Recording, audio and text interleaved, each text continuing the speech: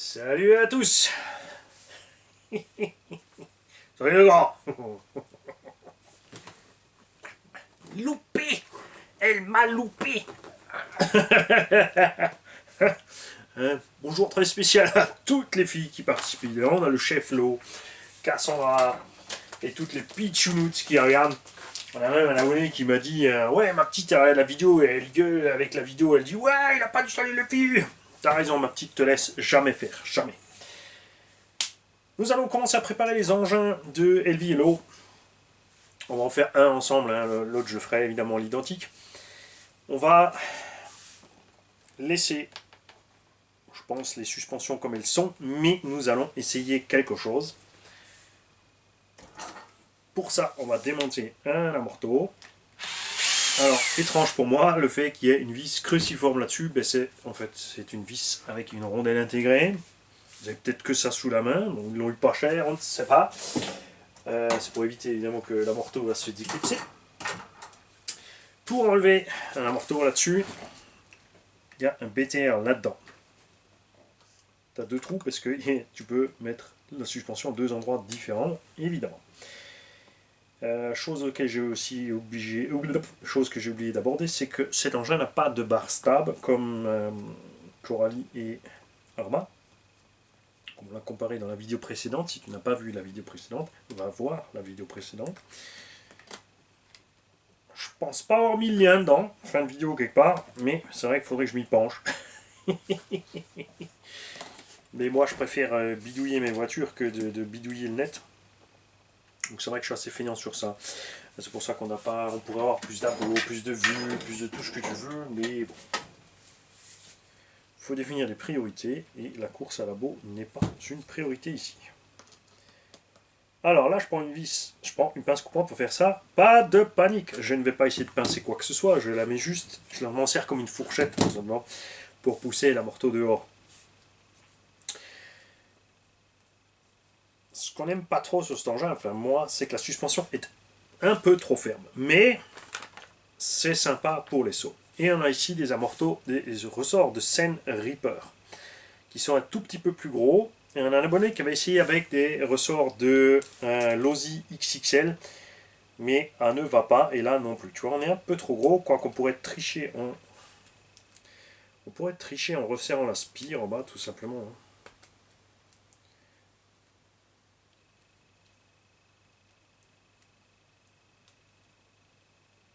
On est quand même beaucoup mieux. Hein. Ce que j'aime aussi d'ailleurs à ce sujet, les points d'ancrage ne sont pas juste plus ou moins écartés, ils sont aussi différents en hauteur, ce qui fait que même si tu sors l'amorto, tu le couches, le bras gardera la même hauteur. Donc là, origine, et là l'autre. Il faudrait faire les deux pour voir hein, la différence vraiment, mais franchement on est bien. On est bien. Parce que beaucoup d'entre nous cherchent toujours encore une solution à cette suspension un peu raide, comme dit, après que le temps ça vient. Il est stable aussi avec cette suspette, c'est clair.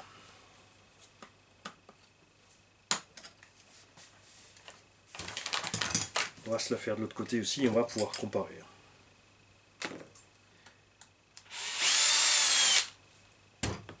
Il faudrait vraiment que j'arrive à entamer une discussion avec quelqu'un de chez Serpent pour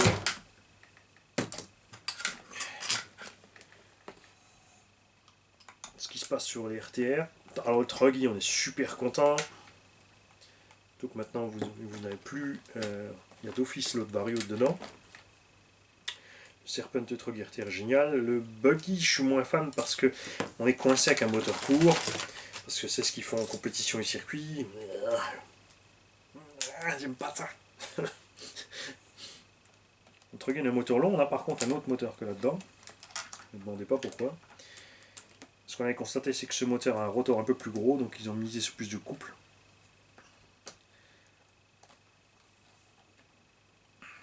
Serpent, là, par exemple, tu vois, tu as 36 000 types de moteurs comparé à plein d'autres. Traxxas fait plus que son moteur pseudo 74 mm qui n'en est pas un.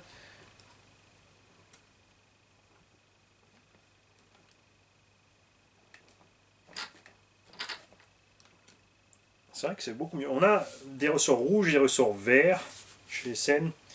On a un peu de choix. Après les verts c'est trop moche. Bague de tarage évidemment avec qui ont à l'intérieur un joint torique pour les bien durs. Après moi j'essaierai bien aussi de mettre 4 amortos du Truggy en fait sur le MT.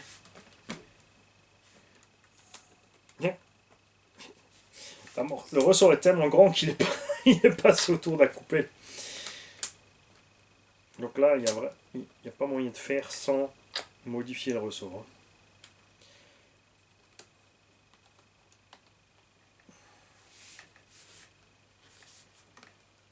On est pas mal, hein. Le fait d'être plus mou comme ça, il sera vraiment plus à l'aise en forêt à voir. Donc ça on va laisser tomber, ça ne fonctionne pas sans devoir modifier les spires. Donc tu peux le faire si tu te sens. C'est pas à la portée de tout le monde, je peux pas le conseiller simplement comme ça.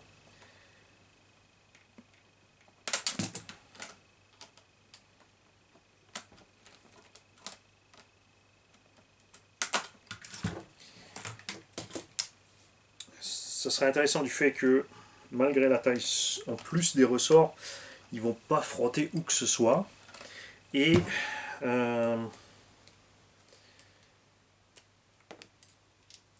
touche pas non plus le cours d'amorto. Donc ce qu'il faut, c'est resserrer ici la spirale. Donc avec 2 pinces, l'idéal évidemment en chauffant, mais en chauffant tu vas cramer la peinture, ça c'est dommage. Pour se resserrer en haut et en bas. Ça restera de l'adaptation, hein, c'est pas plug and play.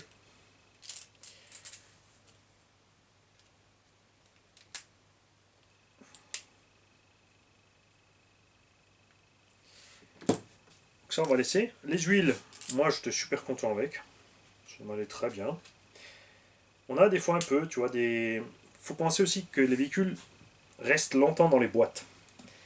Le temps d'être fabriqué, palettisé, expédié, le transport par voie maritime, parce que ça reste le moins cher au monde. En gros containers, ils sont longtemps dans les cartons avec les boîtes. Enfin, souvent les suspensions comprimées par des Rilsan ou autres. Donc on a de temps en temps une petite fuite d'huile sortie de la boîte. C'est pas forcément une catastrophe. Dans la majeure partie des cas, ça part en roulant. Et ça part pas en roulant, tu démontes la base, tu nettoies les joints, tu remontes. Ça se règle le reste du temps là-bas. Et si vraiment là ça va pas, c'est sûr tu as une fuite.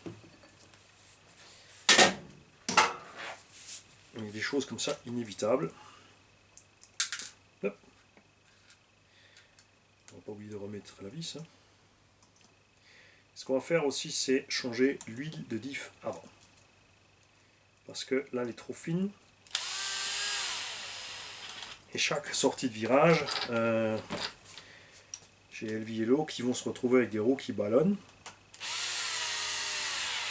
Vous l'avez vu à l'essai. On va profiter de sortir le diff pour changer son huile, pour sortir le pignon d'attaque et serrer le BTR. J'ai pas envie de leur percer la cellule, on va peut-être ouvrir aussi l'arrière. Ça, bon, une fois que je vous ai montré l'avant, on le fera séparément. En vidéo, ça ira aussi plus vite. Alors, ils ont mis les petits BTR par en dessous. Ça peut se remplir de terre, et comme ils sont tout petits, par contre, c'est vraiment problématique pour réussir à les sortir quand ils sont remplis de terre, enfin pour nettoyer. Pas se faire avoir aussi, regarde, le clou n'est pas enfoncé à fond. Tu vois. Et il ne faut pas serrer trop fort le BTR. Pour une simple raison, c'est qu'il doit juste maintenir le clou. Si tu es complètement bloqué, immobilisé, ça sert à rien. Et en plus, tu vas flinguer le filetage du clou. Ce qui fait que de toute façon, il tiendra comme bois. Et si tu t'obstines à l'enfoncer à fond, tu n'es pas en fait dans la rainure qui le maintient. Et ça sort un peu plus à l'arrière. C'est assez étrange. Ça peut prendre des coups, c'est vrai, mais ça m'est pas arrivé. Je pense que si ça prend un coup, ça risque de faire sauter ici sur le PTR. Ça passera à travers, donc à voir. Mais bon, j'ai pas eu de souci avec, donc tant mieux. Si tu as un souci, c'est pas un souci parce que tu vois, tu as largement la place. Tu peux donc mettre une vis M4 à travers et un écrou de l'autre côté, ni le stop. Mais même avis que tu peux visser directement dans le plastique, tu auras largement cette matière. À l'avant aussi, parce qu'à l'avant, pour mettre un écrou, ça va être chaud. Donc le plus simple, c'est de percer une taille en dessous, à travers, et de mettre la vis à travers, au pire des cas, si vraiment tu es embêté avec ça. Diff centrale, comme dit, on va le laisser. Câblage d'origine, il est un peu long, on a 36 000 couleurs, là, c'est un peu dommage. On va le raccourcir.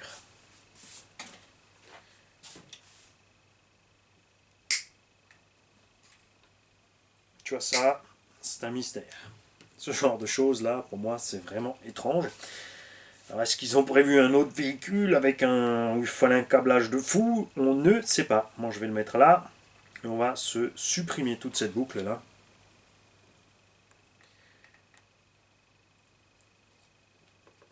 Alors, il est d'usage dans le monde de la RC de dire oh, t'as changé les câbles, il n'y a plus de garantie.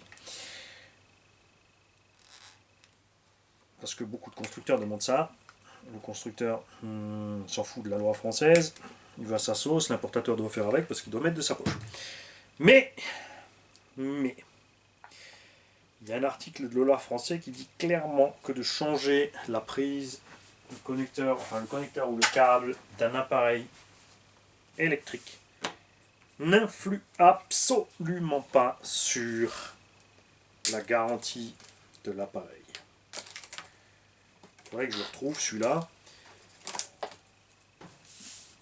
Après, il y a plein de constructeurs aussi qui sont pas compliqués. De toute façon, spécialement Traxxas, tu ressoudes tes prises Traxxas proprement évidemment et tu envoies ça en garantie, ça ne dérange personne. Ils sont pas aveugles, ils ont bien vu que tu as ressoudé, mais bon. Voilà. Là, on va passer aussi sur des autres connecteurs.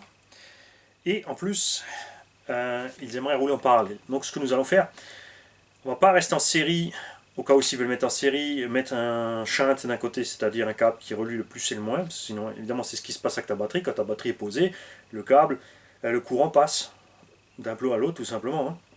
Donc c'est pour ça qu'on utilise un connecteur qui est soudé du plus au moins directement.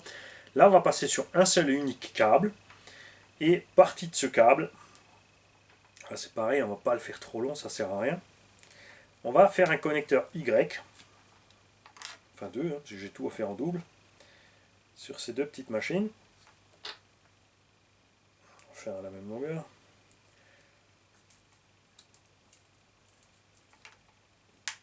Et de ce connecteur simple, nous allons partir en parallèle. C'est-à-dire, on va faire deux câbles du moins, une sur chaque batterie, deux câbles partant du plus, une sur chaque batterie. Ce qui fait qu'il roulera en 4S 10 000.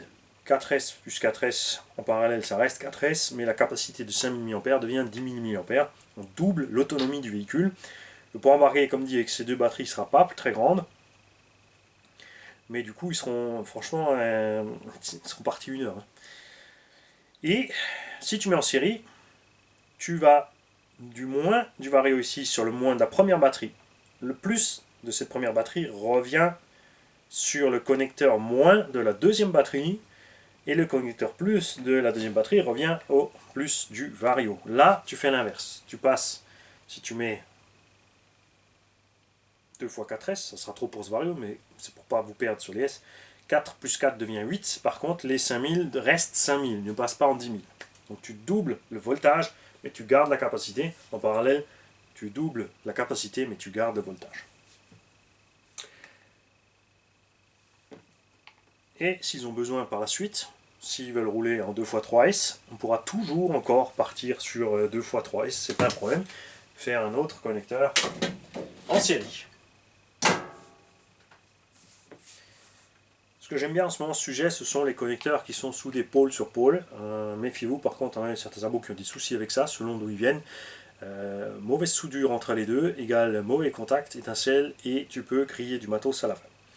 Donc il faut faire gaffe avec ça, ça vient aussi du fait qu'il peut y avoir du mouvement dessus, etc. etc.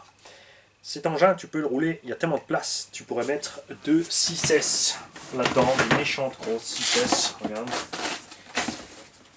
Imagine-toi ça, 6S 5006, une de chaque côté, t'es parti en 6S 11002, tu vois, et là, la suspension touche encore bien, hein. C'est infernal ce qu'ils ont prévu en ressort. Il faut vraiment penser aux gens qui font des sauts.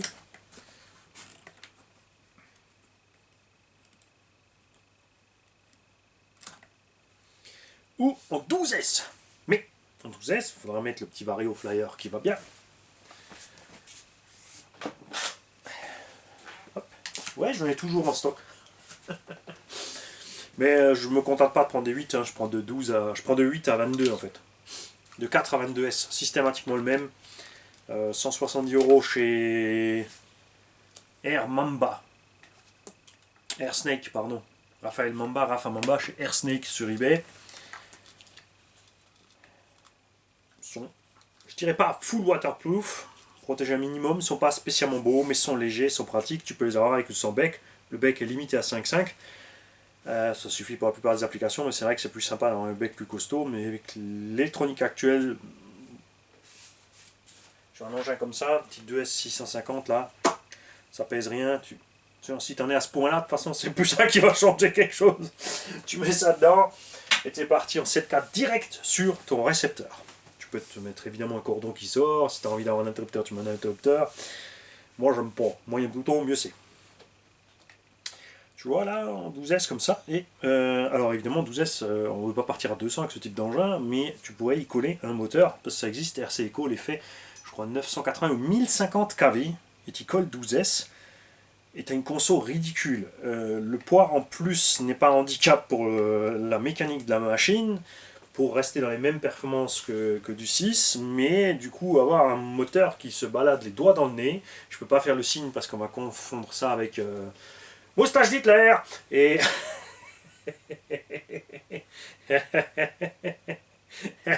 on peut aussi dire chez moi l'herbe elle pousse haut comme ça. Oh mince, un blond tatoué avec un accent allemand qui dit des trucs comme ça, mais c'est pas possible.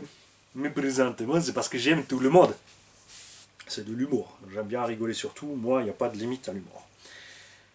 Surtout pas sur ma gueule. N'hésitez pas à vous moquer de ma citrouille. Si ça vous fait marrer, si ça vous fait une belle journée, et ben, j'ai déjà fait une grande partie de mon travail. 1 €, s'il vous plaît. Je vous ai fait marrer. Ça continue, je vais ouvrir une chaîne comique à côté. Et une chaîne de cuisine et une chaîne de mécanique de base échelle 1, hein, pour aider tout le monde à remplacer ses roues, ses plaquettes, démonter boîte de vitesse, embrayage, distribution, quoi, c'est pas basique. Bon, ok, bon, on fera tout aussi alors.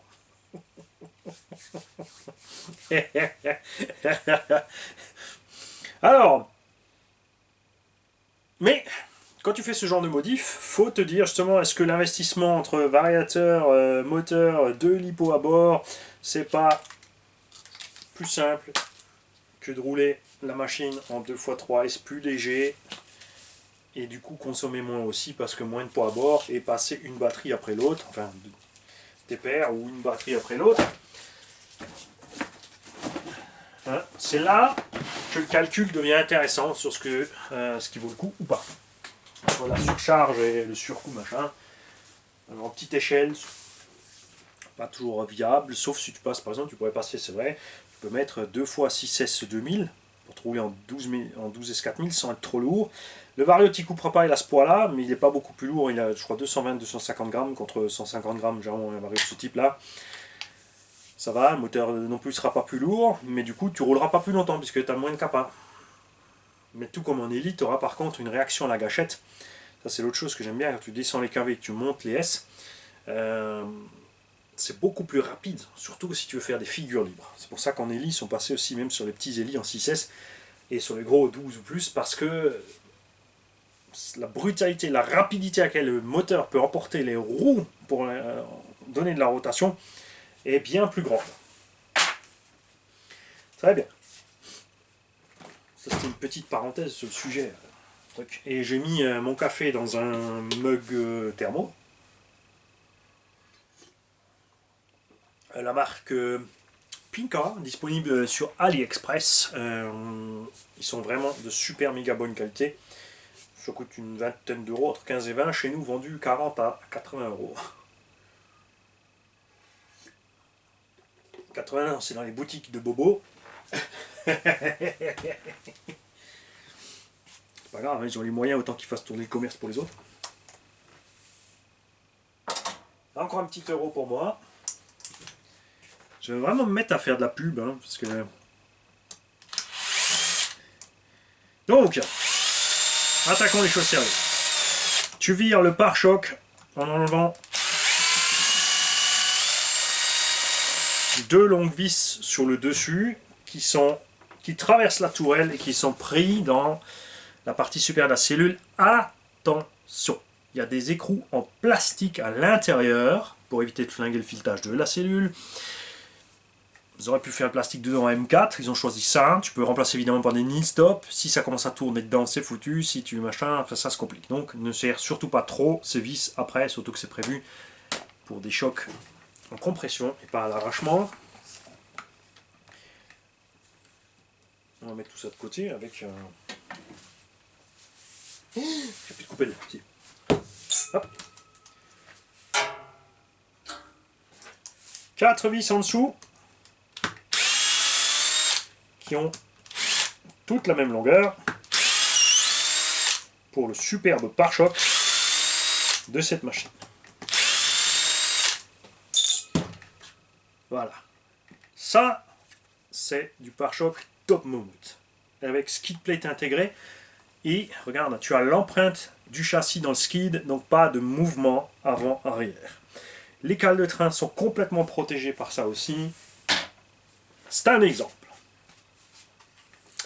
Une fois que tu arrives à ce stade-là, il te reste toujours encore 4 vis à enlever et 2 circlips. On va essayer sans.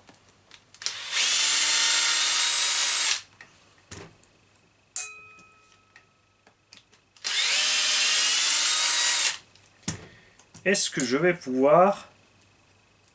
Non. Alors, on en a enlevé au moins un.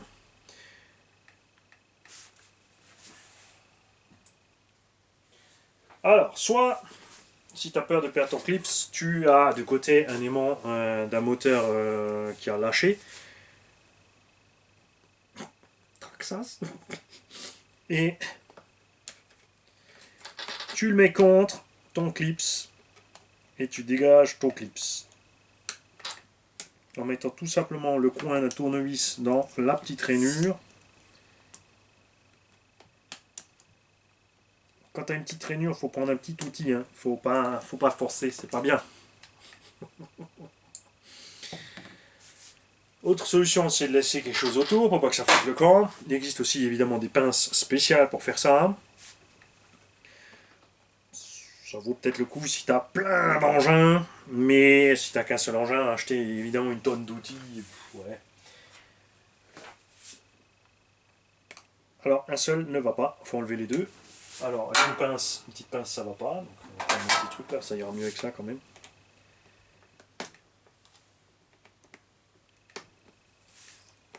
Si vous êtes à la recherche de ce genre de circlips, c'est pareil. Hein. Alors, il y a quelque chose que j'aime bien, c'est les petites fournitures sur AliExpress. Tu peux avoir des lots complets. Donc 100 de ces, on appelle ça circlips en E, parce que ça ressemble à un E. 100 de chaque taille, de tout petit à moyen, ou de moyen à tout grand, etc. Des assortiments complets de plusieurs centaines de pièces pour quelques euros. T'as pas besoin de plusieurs centaines de pièces, mais à ce prix-là, c'est plus simple que d'en acheter 10 chez nous. Cale donc en métal à l'intérieur de la cale plastique, ce qui permet à l'axe de circuler tranquille dans le plastoc ici. Tu peux aussi acheter évidemment les cales de train, option de la version Truggy en alu, plus les axes complets qui passent à travers. Il faut se méfier, il y a une cale entre le châssis et la cellule pour la hauteur, puisque sur les Truggy Buggy, c'est le pare-choc qui se glisse là-dedans et pas sur le MT. Là, il te reste 2 vis à ôter en 1,5. Les 4 vis en dessous de la cellule sont en 2 et les vis de la cale avant aussi.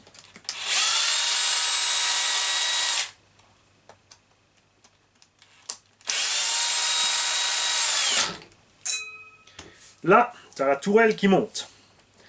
Et tu fais gaffe, pas à l'avant, mais à l'arrière, il y a une cale entre la tourelle et la cellule. Ça, c'est un peu...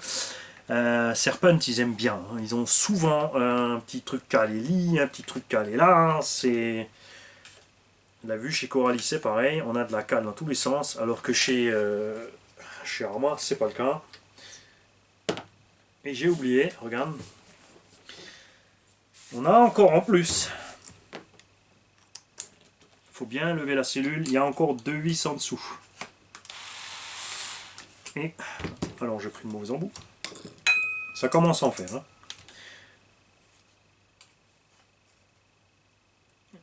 Alors. Est-ce qu'on y arrive de face? Ouais. Non. On va devoir très certainement lever la cellule complète pour arriver à ces vis là. Viens là toi. Je te vois. Ça passe. Mais il y a de la pression. Donc soit tu enlèves, mais ça c'est toujours délicat, hein, les 2 vis. Reste ici toi.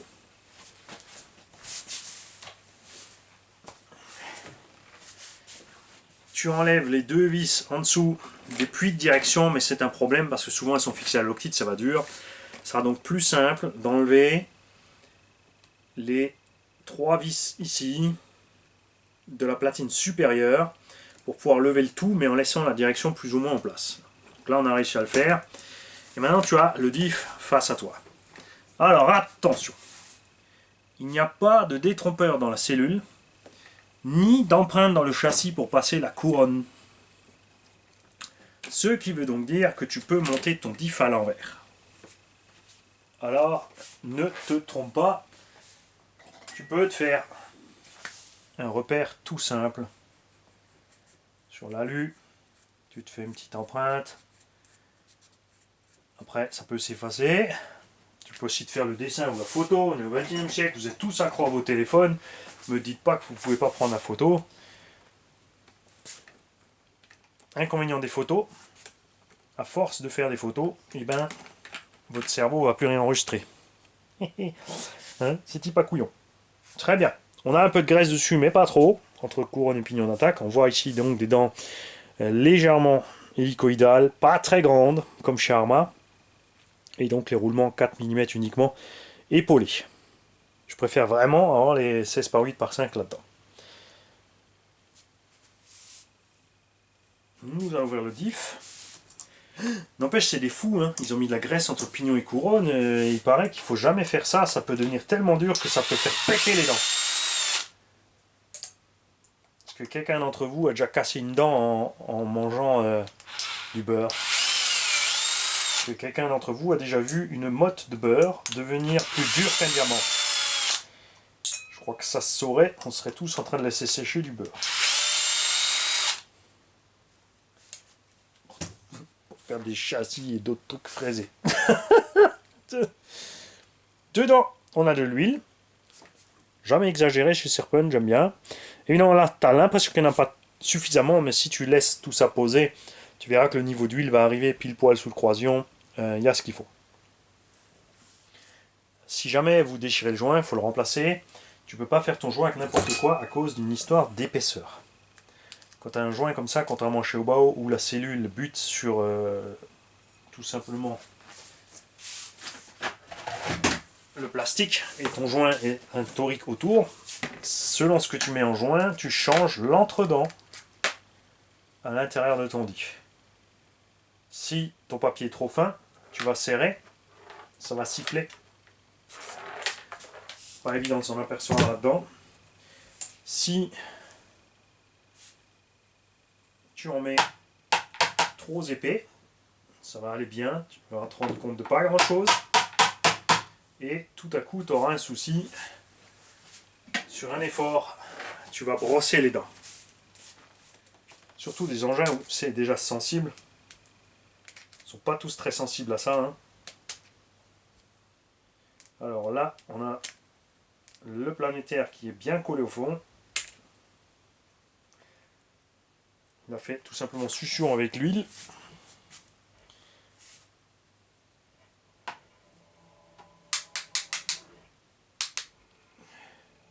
On n'a pas de bétière sur le côté où on pourrait dire on va glisser un petit outil légèrement en dessous, le lever un petit peu et faire le tour. Donc là, moi quand c'est comme ça, je laisse. Et j'attends que ça tombe. Hein. Ça marche très bien. Tu vois, il reste collé avec l'huile parce qu'il a des petites chambres à l'arrière. Alors ça, c'est pas fait. Alors bien, les gens vont se dire ouais, regarde, c'est hyper léger, c'est poussé technologiquement.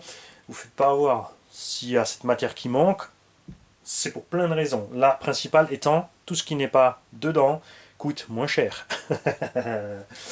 Accessoirement, ça aide puisque effectivement le pignon est plus léger. Effectivement, il peut garder un coussin d'huile derrière lui, ce qui est bien mieux dans le temps pour l'usure. Et là, on va avoir quelque chose sur ces machines comme chez tous les autres. Regarde, Serpent. Il y a une rainure et regarde.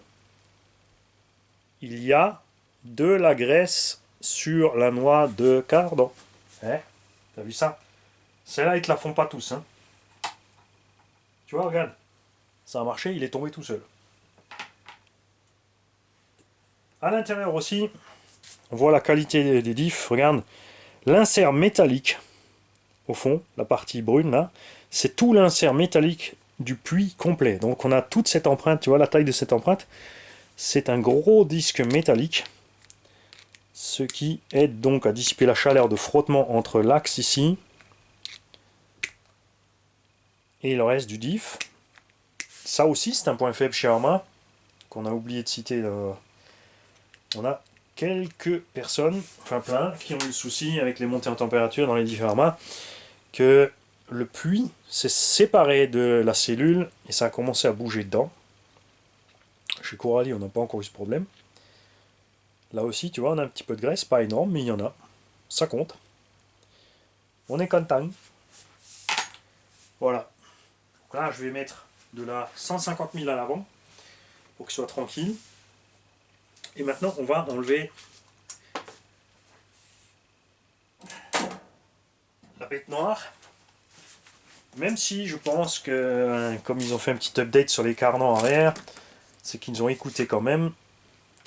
Et est-ce que là, ça va mieux? Alors ici, on a 3 vis, là aussi cruciformes, mais c'est à cause de la taille spécifique de la tête, pour maintenir le roulement. On va se prendre le bon embout, on va faire gaffe.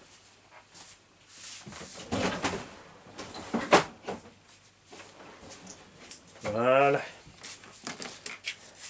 Roulement interne qui est immense, comme chez Arma. C'est le roulement d'entrée qui est un peu plus petit.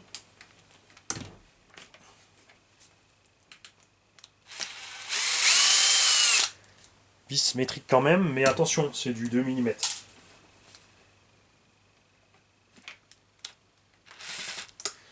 Ouais, ça va pas aller. Il va falloir sortir le tournevis, mon kiki. J'ai pas de rallonge pour ça. Alors.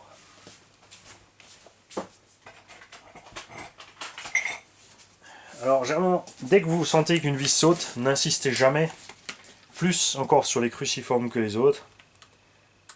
Parce que c'est très vite endommagé et tu as très vite un problème. Oh la vache, elles sont serrées à bloc. Il est mon petit tournevis bleu qui va bien. J'ai un petit tournevis spécifique qui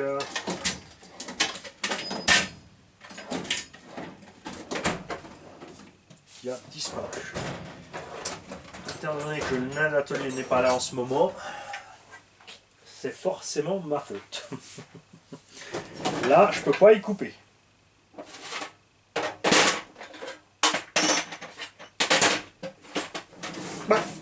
C'est quoi cette histoire? Mais allô? Bon, alors faisons autre chose.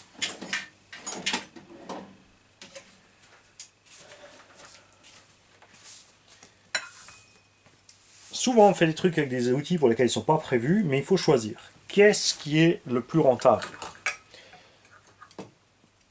Amocher un outil ou le chercher pendant 1 heure au lieu de faire le travail.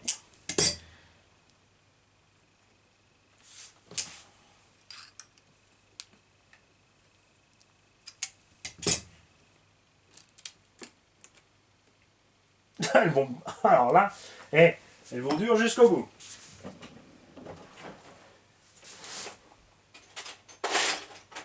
Alors, est-ce que quelque part j'ai un outil plus long et tout fin comme ça?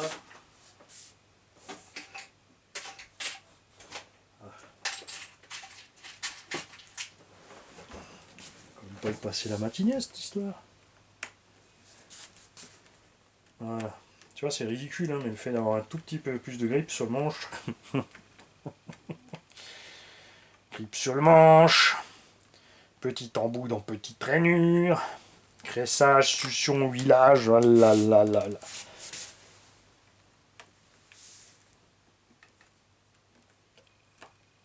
Ces 4, faudra que je fasse la version sexy du démontage d'une RC. On limitera évidemment pour les plus jeunes. Et Patapouf, il a déjà 18 ans entre temps, donc Kiki, là, il pourra regarder ou pas? C'est la question, ça. Hein, on va peut-être contacter Madame Marie Marcelier, hein, voir si son fils aura le droit de regarder ou pas. Je crois quand même pas que tu vas tricher sur ton âge en cochant sur la petite case, hein?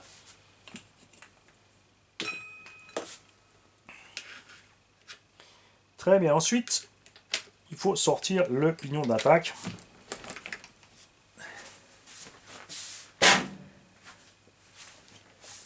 Avec tout le puits de roulement. Quand il veut bien, alors ça n'insiste pas en forçant dessus comme un fou, si ça vient pas, rien de pincer fort, hein, tu vas abîmer les dents. Il faut juste que tu aies un petit peu de maintien, et après, il faut qu'il vienne.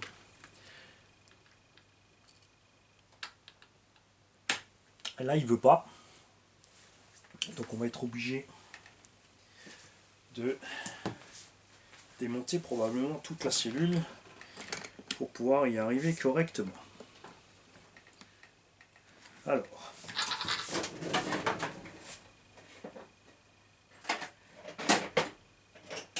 on va essayer de le pousser par l'arrière.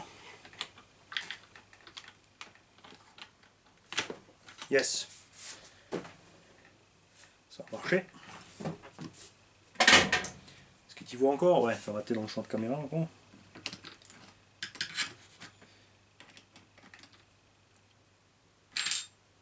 Très bien. Évidemment, après, il faudra jongler un peu pour remonter, hein, parce que on a la noix de l'autre côté qui est tombée. Donc on a ici un grand roulement, il est plus fin, mais il est quand même relativement grand en diamètre. À l'intérieur, on a un gros IUP, donc bien balèze. C'est pour ça, là, tu vois la taille ridicule du pignon d'attaque. Et là, ce fameux BTR. Et celui-là, quand il se dessert, c'est vraiment pas cool. Parce que tu te retrouves en 2 roues motrices, en moins de 2. Et sur le terrain, tu vois, aller faire ça sur le terrain avec tes petits circlips là, et tout ça, je suis pas fan. Mais alors pas du tout. Oh la vache, ouais. Donc je confirme, les nouveaux BTR sont bien bloqués. Enfin sur celui-là maintenant, hein. Ça ne veut pas dire que ça sera le cas sur le vôtre. Mais déjà c'est réconfortant.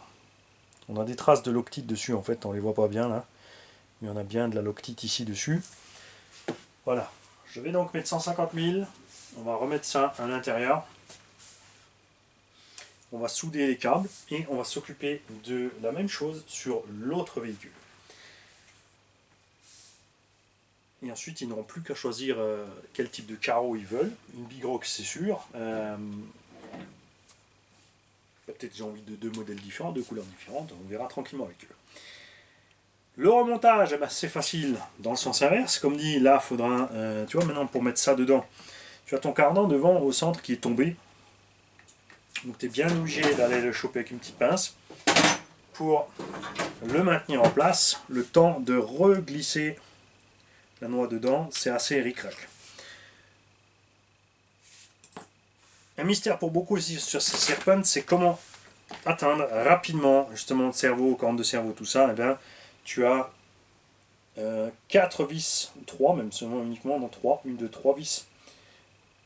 Celle-là elle prend aussi, non, 3 vis par le dessous pour enlever tout, donc vario, cerveau, récepteur en un morceau. Ensuite, tout ce que tu fais, c'est ici, quand tu as levé un petit peu, tu accèdes facilement, même sans toucher au moteur, au BTR ici pour la direction. Donc tu vires cette vis une fois que tu as tout en l'air et tu as tout posé à côté. Donc ça va super vite pour l'entretien, 4 vis à enlever, une seule et unique vis pour enlever le chariot moteur, tu sors le moteur. Donc on y arrive facilement. Très important, si tu démontes la corne de cerveau, de bien marquer où elle est, pour pas, parce que sinon tu dois le faire en 2 fois. Tu dois allumer ta radio, mettre ton cerveau en position, mettre ta corne en position. Hein. Repère le décalage qu'il y a, ça te facilitera la vie. Donc moi c'est ce que je vais faire ici pour pas m'embêter, hein, aller viser avec mon cardan. Là je vais enlever mes 3-4 petites vis, je vais lever le tout ici. Et on va faire autre chose. On va faire autre chose ensemble, comme on a eu le souci précisément chez Serpent. Regarde. On va vite regarder ensemble. On va enlever le couvercle radio.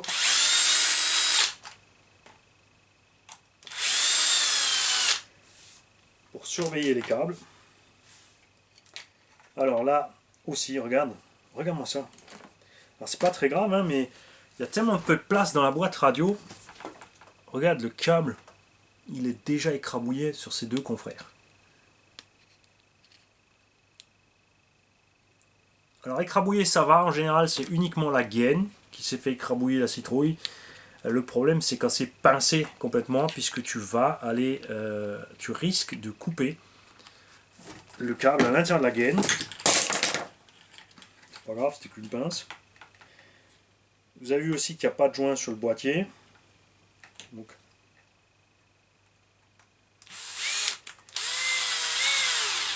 ça ne va pas être étanche. Ça résiste évidemment aux éclaboussures. Voilà. Mais comme tout est facile d'accès pour aller nettoyer, si vraiment tu veux quand même le nettoyer à la flotte, tu enlèves tes 3-4 vis par le dessous, là, la vis du haut, le moteur, et tu vas faire ton boulot. Mais après, de toute façon, il faut le désosser total, il faut choisir. On va aussi vérifier autre chose tant qu'on y est, même si tout est démonté là. Regarde, on a le câble du Vario là qui est très tendu, qui passe directement en ligne droite tendue vers la platine. Donc on va vite jeter un œil.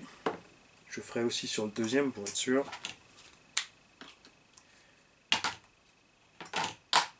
Alors pourquoi je fais ça face vidéo? Pour vous le montrer, sinon vous n'avez pas vu le pincement du câble. Ça c'est le genre de truc, évidemment une boutique n'a pas le temps de faire. Elle ne peut pas aller vous démonter les éléments du véhicule neuf pour aller checker. Par contre, le retour et les images seront vraiment pratiques pour la boutique, pour le montrer aux détaillants, enfin aux fournisseurs ou autres, pour leur dire attends regarde, j'ai 3 vidéos de 3 gars différents qui m'ont démonté les Serpent et tous ont pincé les câbles.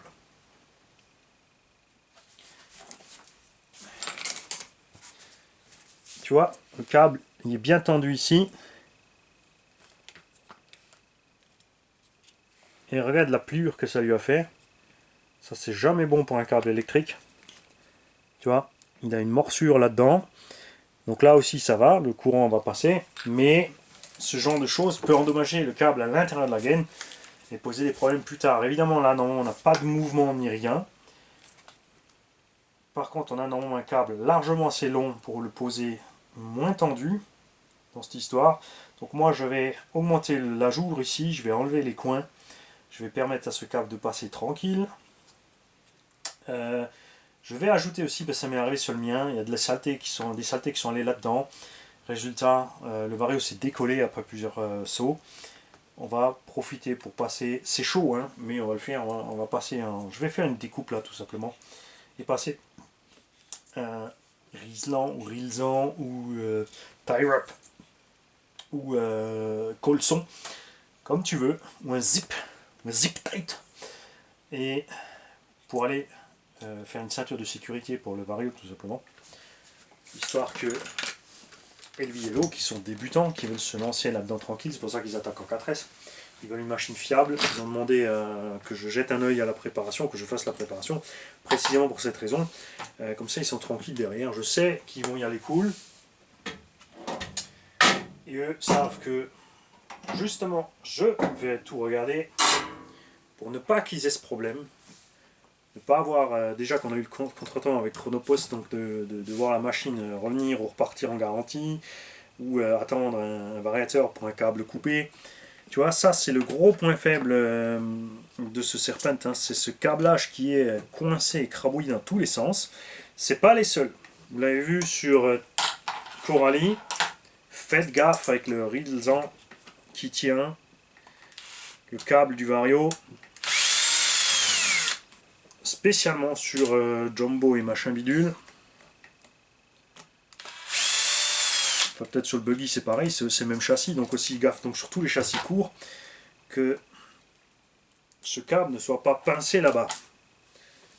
Et on va faire autre chose, regarde, je voulais libérer le câble avant, on l'a vu, parce que le câble est assez long, mais ils ont mis un colson aussi là-dedans. Voilà. Libérer les câbles. On va laisser plus de place à ces câbles. On va les laisser tranquillement passer en dessous. Après là, tu n'as pas 36 solutions puisqu'il n'y a pas de place dans la boîte. En fait, la boîte radio est moins haute que le récepteur plus les câbles dessus. Donc il y a les chances de survie des câbles sans se faire écrabouiller la citrouille sont tout petits. On va faire autre chose. On va décoller le récepteur. Tu forces pas comme un bourrin, hein, tu l'éclates pas ton récepteur. Tu passes en dessous tranquille, tu lèves un peu, tu attends. Et là il se déclipse. On va voir. Ouais. Bah voilà, on va le rentrer couché. On va tout simplement le coucher. Là il est à ras, il n'y a pas de câble qui dépasse. On va le coucher dedans.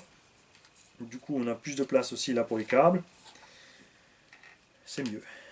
Au passage, je vais vous mettre un ballon autour. Je vais mettre un ballon sur les deux de vos Serpents. Je vais libérer les câbles. Je vais faire l'empreinte en dessous pour mieux les passer. Je vais faire l'empreinte pour passer le Rilsan pour maintenir le Vario. Je vais vous raccourcir les câbles. Je vais vous changer l'huile de diff avant. Checker ZBTR. Et puis voilà. Je vais faire l'avant sur le deuxième aussi, puisque de toute façon je dois l'ouvrir, mais sur l'autre, si l'avant est aussi serré que ça, je ne vais pas ouvrir exprès l'arrière, c'est qu'ils ont, a priori, a fortiori, normalement fait le nécessaire. Est-ce qu'on ne jouerait pas la sécurité quand même? Si déjà, vaut mieux. Hein, à voir. Et moi, je crois vraiment que je vais passer m'en commander un autre. Salut les mecs.